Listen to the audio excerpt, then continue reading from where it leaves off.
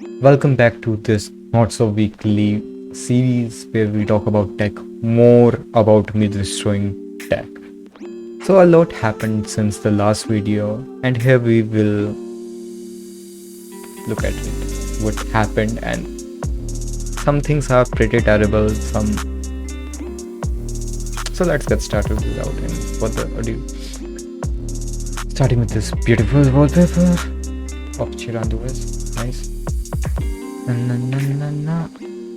So if you remember, I said I will be replacing the thermal paste of this machine due to overheating issues. The first step is unscrew all the screws. The fact is they are still out and I have no plan of screwing them back in because I screw things. I will not screw things from now on. So here we go. It's pretty simple. Just unscrew these screws, replace the thermal paste and put them back on like the last time. So these were the screws on the CPU. I already removed this one, and then I was going to remove this one and it start stripping off or say chipping off.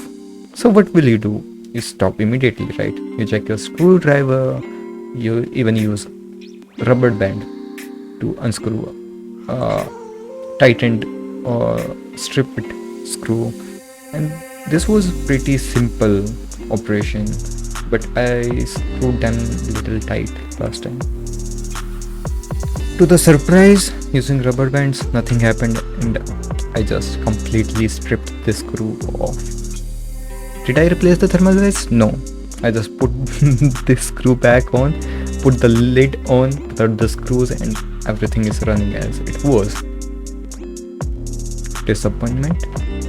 So I might try to remove this screw without breaking the whole motherboard. Maybe not. So the next, if you remember, this I was repairing the smartphone Redmi Note 4. It had issue with this. It had issue with this port. Pretty simple soldering job, desoldering job. Just desolder it, remove it, solder new jumper wires here directly. Okay, I did, removed it terribly. I just pulled off the traces with it. But still more to learn. Them, and this is outside of my home, and these are the power cables and fiber optic cables and cable TV cables and telephone cables all in this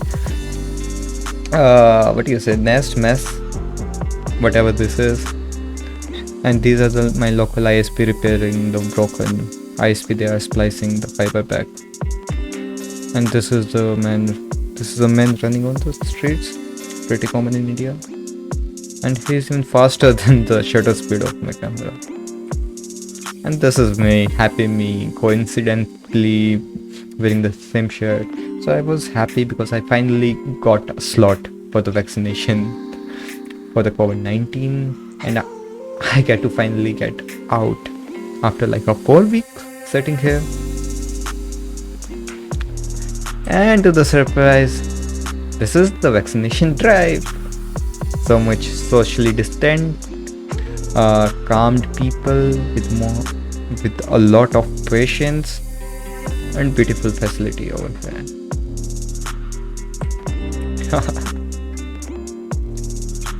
Dust tour. So you people were asking about dust tour, and I was about to put a video with beautiful B-rolls on this channel. I might in next 2 years maybe. So we did a Instagram live, me and my friends on Instagram, showing our desks, explaining why things are like they are, why their monitor configurations the way they are. And this happened. I was in live and someone called me and kicked me out of my own live stream. If you want to check that live stream, you can go to my It's My profile. There's link to my Instagram profile, and I will put the live stream link in some highlights, or you can just DM me. I will directly share the live stream with you. Actually, it is on Ayan's Baba's account. If you want, I can just put the clippings from the live stream on the YouTube, but it will be in portrait mode. More, I attended SuseCon 2021, and it was a pretty amazing conference. I want to know more about SUSE, and they really emphasized on the rancher this year. I don't know about any previous SuseCons what they did, but this year the emphasis was on rancher and the technologies the rancher lab and SUSE develop and how they go hand in hand. So if you look closely, and if you are from DevOps or system administration, you will say it's everything from the infrastructure bare metal level to authentication level, security, from the base hardware to the operations security, everything.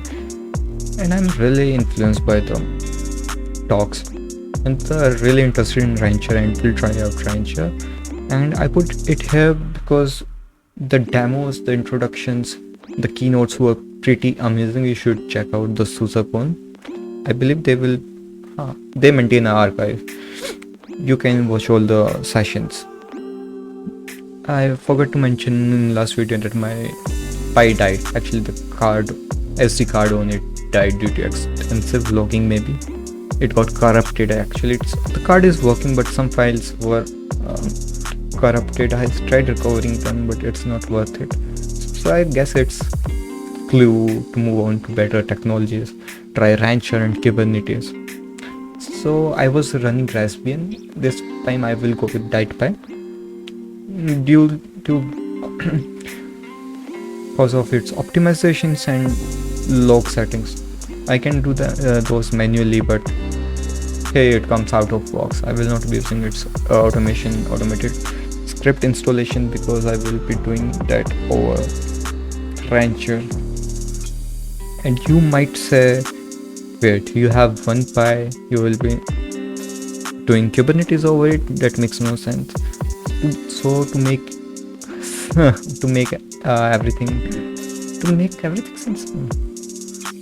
it sensible, I will be adding the mobile devices to the cluster as a working node. The mobile phones are as powerful, if not more, than the Raspberry Pi. And luckily my phone is supported by PostMarketOS. Actually, most of the phones are supported by the PostMarketOS. It is a community that worked on like every phone. That's one approach, flashing with PostMarketOS, installing Docker, then Kubernetes over it. Problem with PostMarketOS is that many on the radio side doesn't work, like Bluetooth, mobile data and calls. I don't need them, but if you need those, what you can do is install Android open source project and then run a terminal emulator like Termux over it, and then install Kubernetes over it. Both have advantages of their own. If you run PostMarket, you will get more out of your resources. If you run Android open source project AOSP, yes, you will get better device compatibility at cost of some resources going to Android. But you will say, Chirag, your device already have Android. What's the point of taking a risk to flash Android open source project? So the Android version that comes with the mobile phones is not as same as Android open source project. Your ROM, default ROM, flash a stock ROM that comes with your mobile contains your vendor specific services, Google apps, and much more that consumes a lot more resources than Android open source project. So that's two ways of doing this. I will go with PostMarketOS first. So I was looking at the step 1, which was unlocking the bootloader. Everything is mentioned on the PostMarketOS wiki. So I really like this line: unlocking your bootloader is not for faint of heart. pretty interesting go, but we know that unlocking bootloader is the first step. Flashing is pretty adventurous. So this is what you might see in future videos, me making a cluster using Pi, another Pi from my friend, in mobile phones, Flash with Android open source project, or PostMarketOS running Kubernetes, and a GUI using Rancher. I have used Portainer for the Docker management on my previous Pi operations. This time I will go with Rancher. And if you ask what I do with Pi and this clusterization, so Pi has home server in my home. It does all the home automations, torrent, and what else it does? It does PiHole, which is one of the most necessary services, as it serves local DNS along with the network-wide ad blocking, which is not much important, as I say because there's an ad blocker on my browsers anyway, and on mobile side, apps like Spotify, YouTube shows you ad anywhere as the streaming API for the advertisement, and for the media is the same. But PiHole makes sense because it shows you what's going on in your network.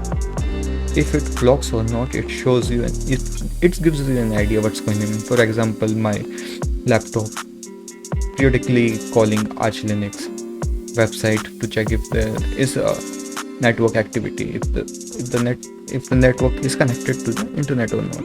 So it gives you an idea what your digital footprints will be if you go outside in any organization and plug in your devices, what the device administrator might see. And moreover, it gives an idea of what your ISP can say about your activities. So in that sense, running a local DNS makes sense, and running them over a cluster for high availability will be a fun challenge, although these mobile devices doesn't have a good I/O and network. This will be interesting. If you are interested in that part, making clusters using mobile phones and Pi, you can comment down below, and I will be working like more actively on that part. Or if you want a desk tour first, comment that out. I will be making beautiful b-rolls and will put that first. That's all for this week. I hope to see you guys on next week. Bye.